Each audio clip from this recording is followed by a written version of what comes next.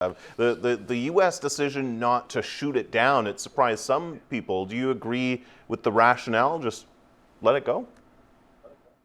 Yes, essentially, because if you look at the imagery of the balloon, you'll note that there's two large arrays of solar panels below it, and then in the middle there's a series of equipment sections, essentially an instrumentation package. This would have a fair bit of mass given the size of the balloon.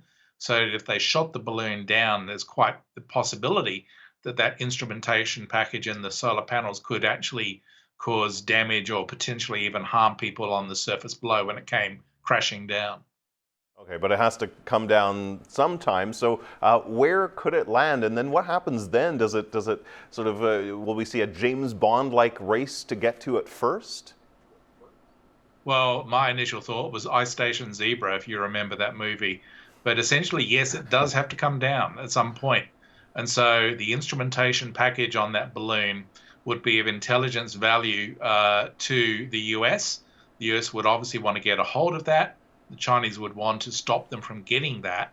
So it really does depend on where it comes down. If it comes down over the ocean, perhaps in the Gulf of Mexico or in the Atlantic Ocean, then it is a challenge in terms of recovering it from the water.